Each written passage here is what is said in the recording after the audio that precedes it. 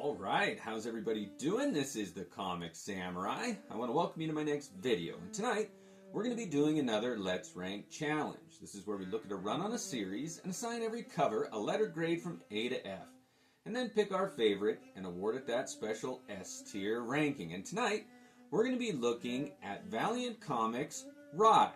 So let's go ahead and jump right in. First up, we got this issue number 1 from 1992. And if you weren't there, I don't know that I can convey the amount of energy, excitement that surrounded the comic book hobby at that time. Valiant comic books burst on the scene and the demand far outweighed the supply. I couldn't find these. I didn't really have a comic shop in my area. So when I did see a Valiant comic, I always picked it up. But this first issue is one of my favorites. I love the color in the trade dress there, and look at the font that they used there. It's kind of got that Asian tone to it. You know it's going to be a little bit different. Even the new Valiant logo there I liked, but this image of the main character right there front and center really did kick this series off in just the right way, and I'm giving it a very strong A. Now, that was not the very first RAI number 1. This is the cover for that comic book, and it happens to be a flip book with Magnus Robot Fighter number 5, which means one side of the comic book had that RAI image, and the other side of the comic book was a Magnus Robot Fighter comic, and half of the comic was one and half was the other. And I never liked that. I always liked displaying the main comic book, and it was Magnus Robot Fighter. So this RAI cover rarely gets seen. But let's go ahead and take a look at it and see what we think. I do think it is a beautiful cover. I love the red in the trade dress there. The only demerit that I have is the coloring. This whole yellow area, all those details get a bit lost. This green machinery is all just a jumble, and this brown tan ground never scores any points in my book. I do like this image, and I really wish it was celebrated a little bit more, but the best I can do on it is a B.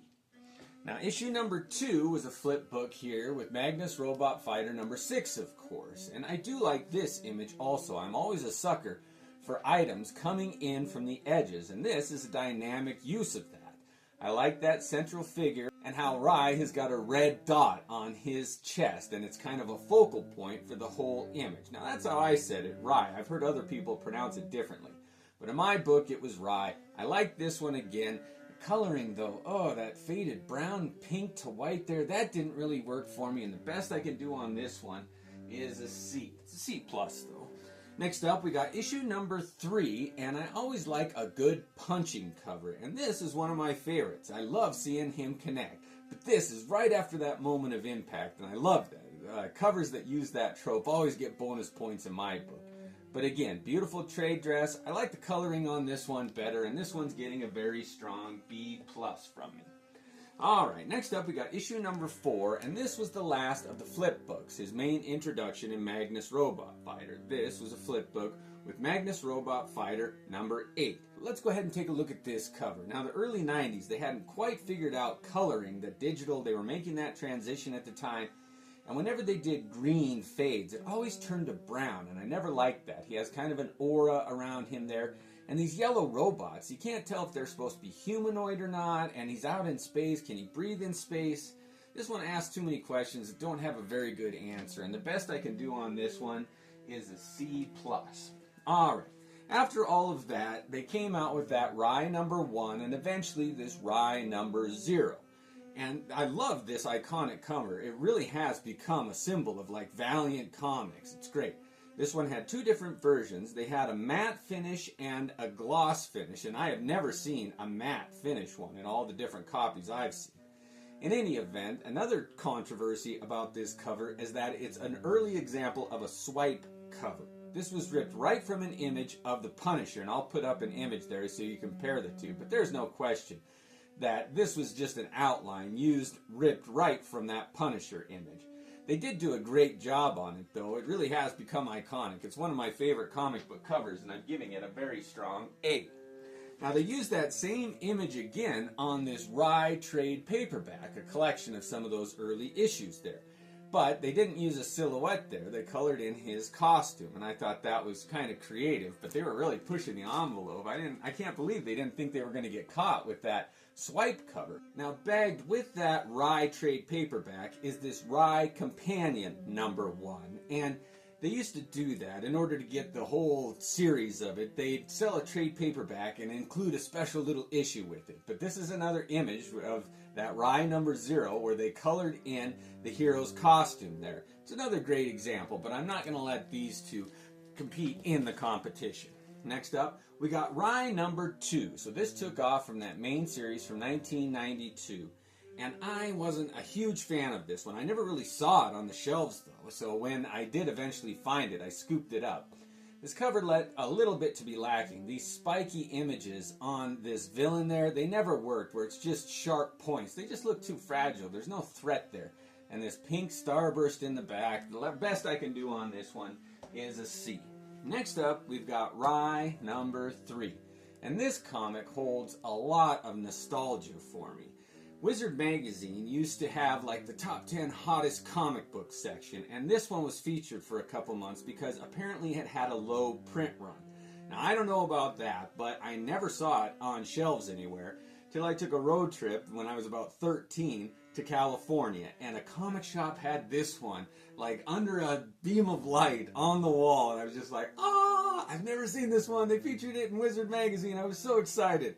And I paid quite a bit for this comic book, and I thought it was going to pay for my college. In any event, it didn't turn out that way, but that fever stayed with this comic. Every time I look at it, I get excited. I experience that, oh, I've never seen that one before. And I was able to splurge and get this one as a young collector, and it really does hold a special place in my heart. I love this image, that mouth pulling RAI in, the colors in the trade dress, everything works on this one. I'm giving it a very strong A. Next up, we got RAI #4, and when you look this one up in all the price guides and everything, it does say that this one had a low print run, whatever that means. But this image here never really worked for me. You've got this damsel in distress, lady in red, on the cover there, and this big looming robot and RAI swinging in from the back. It's a great dynamic cover, and it really is a typical example of a comic book, especially Valiant comic book cover from that time. I'm giving this one a very strong B. Next up, we got RAI #5, and I always liked this one. When I did my sword comic book covers, I featured it. I love that samurai sword floating in front of RAI there.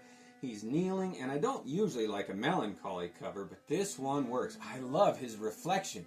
It's like a marble floor there. You get to see that, and the stars in the background there. I really dig this cover, and I'm giving it a very strong A. Next up, we've got RAI #6, and this was a crossover with that Unity storyline that ran through all of the Valiant comic books of the time, and they brought in Frank Miller to do all these covers.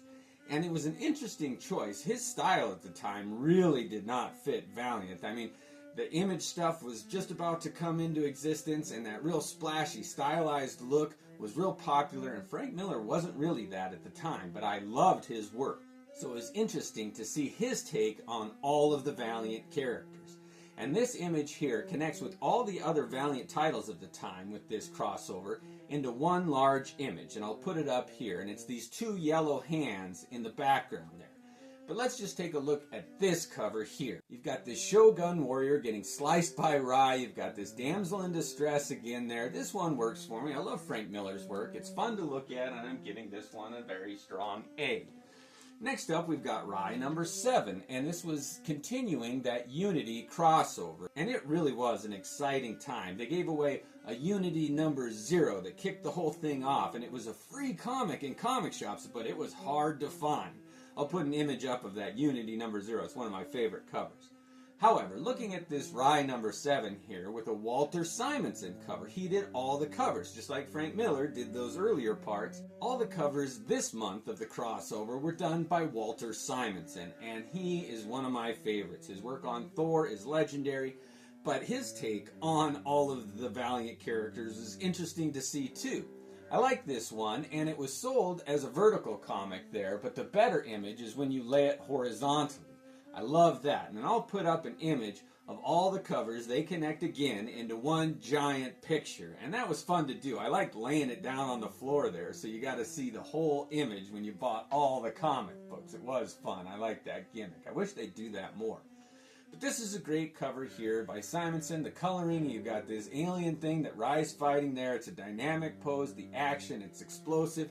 I love these early Valiant comics, and I'm giving that one another strong A.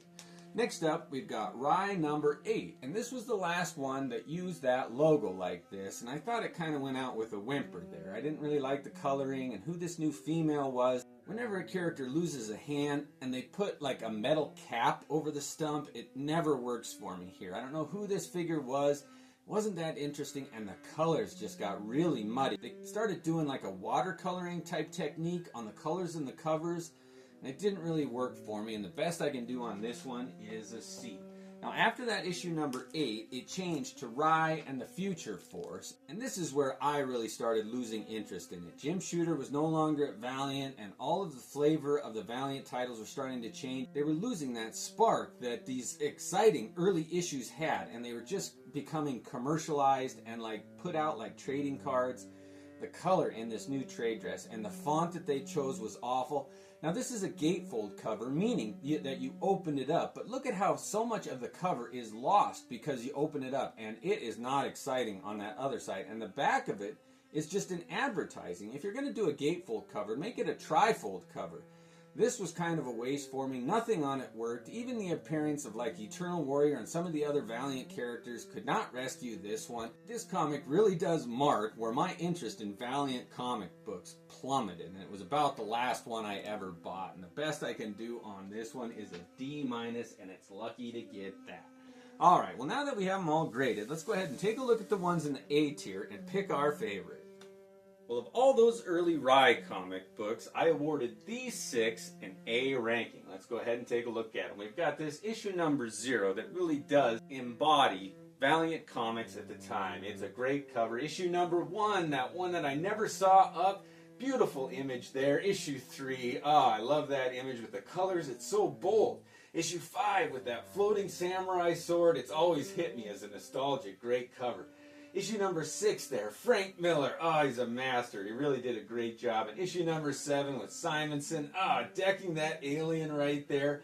I'm not going to do either of these two just because those two artists were such a gimmick and it just didn't represent the interiors. But these 4, they're great covers, but I gotta say, this issue number 3 really has a special place in my heart. I was just the right age when this comic book came out. Valiant Comics were at the height of their popularity, and this comic really does represent that early excitement that came with Valiant comic books. They were hard to find. Everybody wanted them. The value was going up like crazy. The quality was good. The coloring was exciting. New characters. You got in on the ground floor. I really can't explain what it was like to be a young comic book collector in the early 90s when Valiant appeared on the scene. And this comic book sums that up. I like everything about it. The design, the colors, the character, the trade dress, the font, everything works on this one, and I'm happy to give it my S tier ranking. Well, thank you for joining me tonight. Let me know if there's any other titles or writers, artists or runs you want me to rank. Thanks again, and have a great night. Well, thank you for joining me tonight. Let me know if there's any other titles or writers,